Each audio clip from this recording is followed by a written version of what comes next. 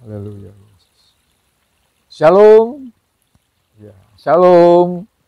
Salam jumpa bersama kami lagi dari keluarga besar Yayasan Visi Berkat bagi Indonesia. Salam sehat saudara-saudaraku yang dikasihi oleh Tuhan dimanapun saudara-saudara berada. Doa kami, harapan kami, kita semuanya tetap dalam keadaan sehat. Walaupun pandemi COVID ini belum berakhir, namun sekarang kondisinya mulai bisa terkendali, mulai bisa diantisipasi oleh pemerintah dan oleh kita semua. Tapi tetap, kita harus tetap mengikuti protokol kesehatan, masih untuk berjaga-jaga, masih untuk kebaikan kita semuanya. Saudara, sekarang mumpung kita bertemu, selagi kita bisa berjumpa lagi, ini kesempatan yang indah. Saya mau mengajak kita kembali bersekutu dengan Tuhan. Ambil Alkitab saudara, mari kita buka Alkitab kita mau belajar firman-Nya, kita mau mempelajarinya dengan sungguh-sungguh. Siapkan hati saudara. Buka dari kitab Lukas 22 ayat 3-6. Lukas 22 ayat 3-6. Demikian firman Tuhan. Maka masuklah iblis ke dalam Yudas yang bernama Iskariot, seorang dari ke-12 murid.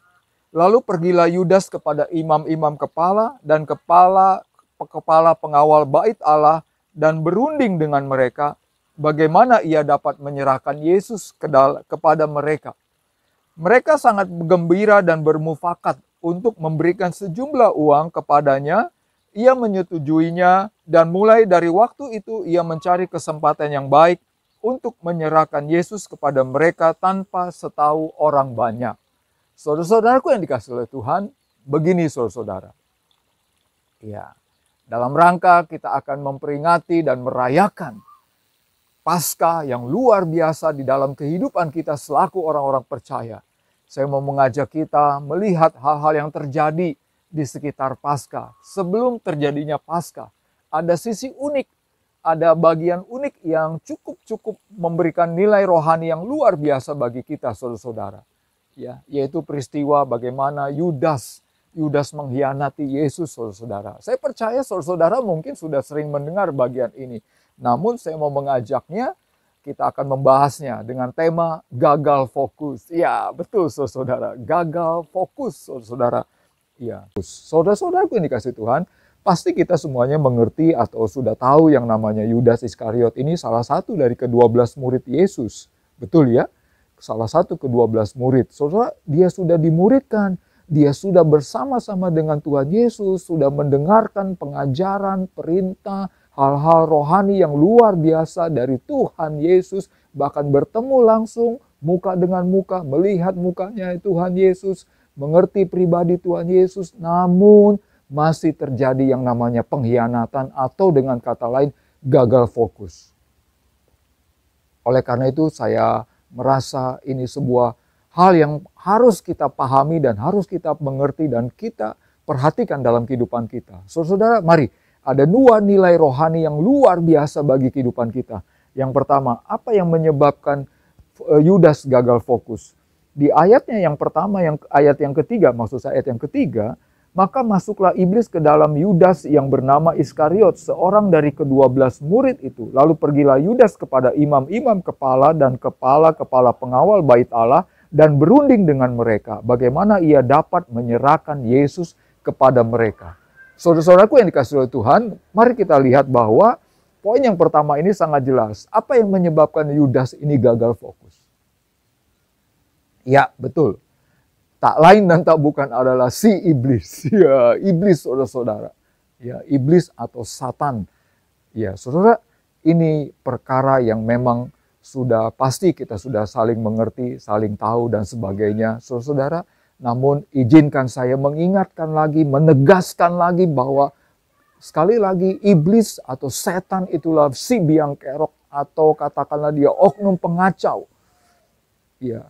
Ini yang membuat kita seringkali gagal fokus untuk mengikuti, untuk menyembah, untuk percaya, untuk mentaati Tuhan Yesus atau mengikuti atau bertumbuh dalam hal keagamaan, kerohanian kita atau bahkan juga dalam segala aspek kehidupan kita. Ya, tak lain dan tak bukan adalah iblis, saudara.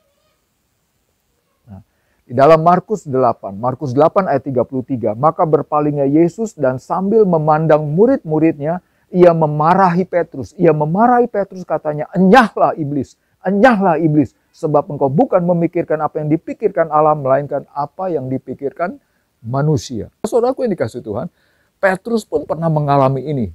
Iya, Petrus pernah mengalami diganggu, digoda, digocok, dirasuki, ditipu oleh yang namanya iblis atau setan. Ya, sekali lagi iblis atau setan ini emang biang kerok. Ini oknum yang paling mengganggu kehidupan manusia. Bukan hanya dalam hal kerohanian, tetapi juga dalam segala aspek. Saudara-saudaraku yang dikasihi Tuhan, kita perhatikan tadi ceritanya Yudas. Bagaimana Yudas bisa mengkhianati? Maka masuklah iblis ke dalam dirinya Yudas. Sehingga Yudas tidak lagi fokus, saudara-saudara, kepada Tuhan Yesus. Kalau di dalam Markus 8 ayat 33 jelas di sana dikatakan, waktu Yesus memerintahkan iblis keluar dari dirinya Petrus. Enyahlah iblis, sebab engkau bukan memikirkan apa yang dipikirkan Allah, melainkan apa yang dipikirkan manusia. Nah, ciri-ciri cara kerja iblis adalah supaya kita tidak berfokus kepada Tuhan. Dia mengalihkan pikiran kita, perhatian kita, ya, fokus kita yang tadinya kepada Tuhan Yesus, lalu kita dialihkan sehingga kita nggak memikirkan Dia. Kita lebih condong memikirkan ke diri sendiri. Kita lebih memikirkan kedagingan kita. Kita lebih memikirkan keenakan diri kita. Kita lebih memikirkan apa yang kita mau sesuai dengan kemauan hati nurani kita. Tetapi yang berfokus kepada diri sendiri. Atau self-centris namanya. Atau ego. Saudaraku yang dikasihi Tuhan. Jikalau keadaan kita hari-hari ini sedang mengalami demikian. Kita tidak pernah memikirkan Allah, kita tidak mau memikirkan Allah, tidak mau beribadah, tidak mau melayani, tidak mau ikut pemuritan, tidak mau baca firman, tidak mau ikut persekutuan doa, tidak mau jadi ketua pengurus persekutuan dimanapun kita berada. Itu tandanya kita sedang tidak memikirkan Allah. Waktu kita tidak memikirkan Allah, pertanda kita memikirkan yang lain. Kalau kita tidak memikirkan Allah, artinya kita gagal fokus dan kita sedang dikuasai, ditipu dayakan oleh setan atau iblis. Hati-hati saudara-saudara. Hati-hati. Sebagai hambanya saya memperingatkan kita. Mari kita sungguh-sungguh introspeksi dalam kehidupan kita. Menjelang peringatan perayaan Paskah yang luar biasa. Di mana Tuhan Yesus sudah berkorban, mencurahkan darahnya, menyerahkan nyawanya untuk menebus kita dari dosa-dosa yang sudah kita perbuat. Supaya kita dipulihkan. Namun setelah kita dipulihkan dan diampuni, jangan kita mau lagi ditipu dayakan oleh setan. Amin, saudara-saudara? Iya. Bahkan Tuhan Yesus sendiri pun ketika ada di dunia pertama-tama kali dia datang, dia pernah dicobai iblis. Di dalam Lukas 4 ayat 1 sampai 13. Di situ ia tinggal 40 hari lamanya dan dicobai iblis. Bayangkan, iblis ini luar biasa nekat. Iblis ini luar biasa beraninya. Sampai-sampai Tuhan Yesus sendiri pun berani dia coba. Coba supaya kira-kira Tuhan Yesus bisa dikelabui nggak ya? Kira-kira Tuhan Yesus bisa dikerjai nggak ya? Bayangkan saudara-saudara. Ya, iblis ini luar biasa saudara-saudara. Ya. Jadi jangankan saudara dengan saya bisa dipermainkan, bisa ditipu dayakan oleh iblis. Tuhan Yesus aja dia berani-berani iblis mencoba mengganggu Tuhan Yesus. Karena itu kita perlu waspada, kita perlu hati-hati. Mari kita sungguh-sungguh perangi setan, usir iblis dari kehidupan kita, dari rumah tangga kita, dari pelayanan kita, dari segala aspek kehidupan kita. Setuju? Amin, saudara-saudara.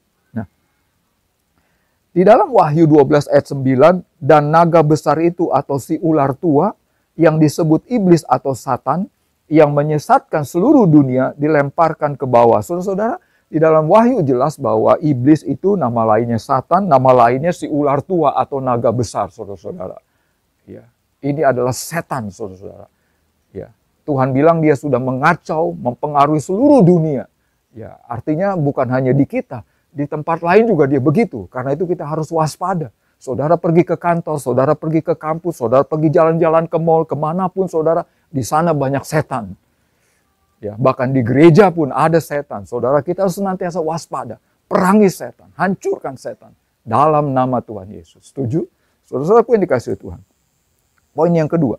Poin yang kedua tadi di dalam bacaan kita tentang Yudas.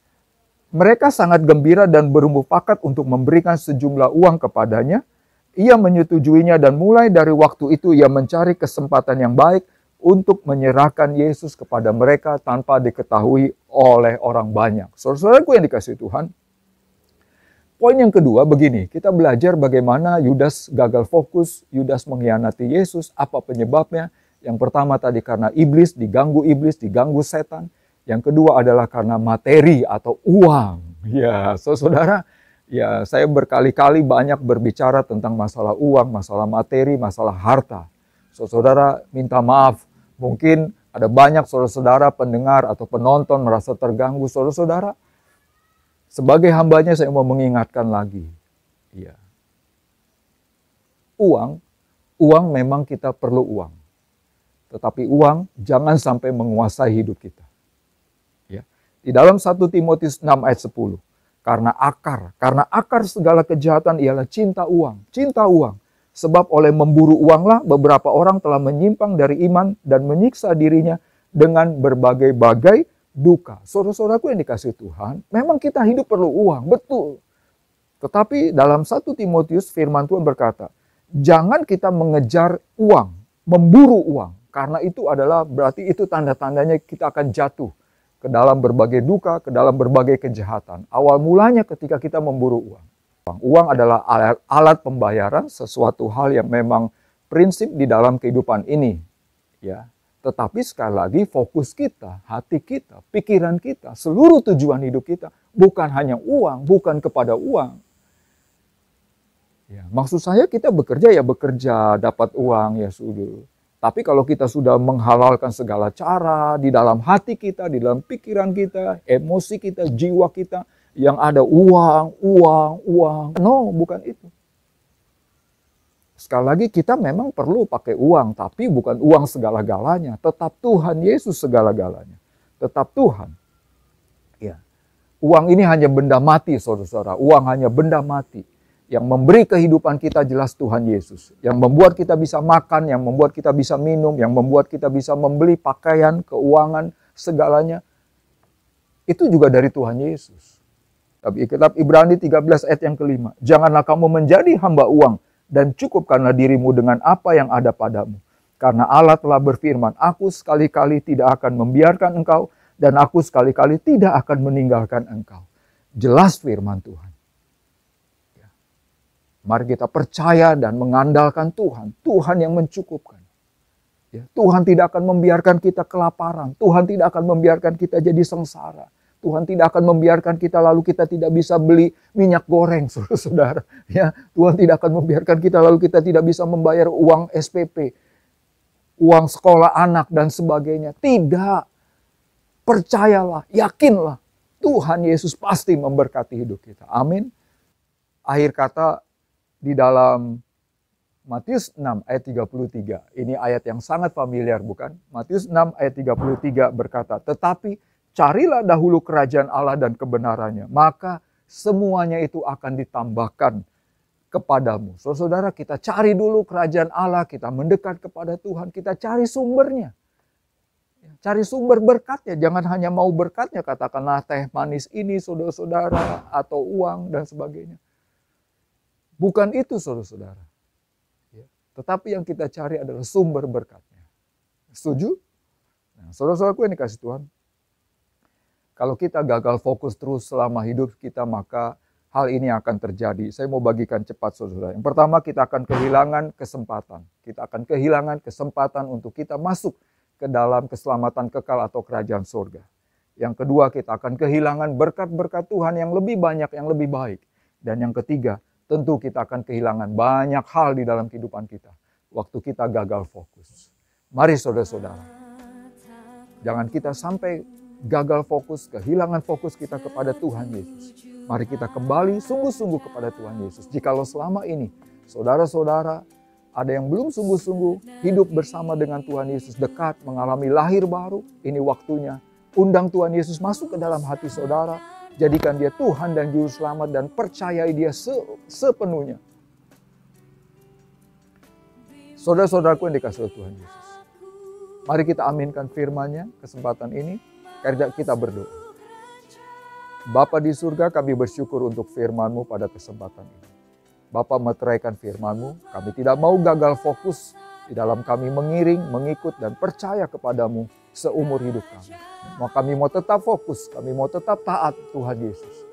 Terima kasih Bapak. Bapak bila mana ada penonton pemirsa yang baru membuka hatinya dan mengundang Engkau Tuhan Yesus masuk. Dalam nama Tuhan Yesus Bapak, Engkau berkati, Engkau jamah Bapak.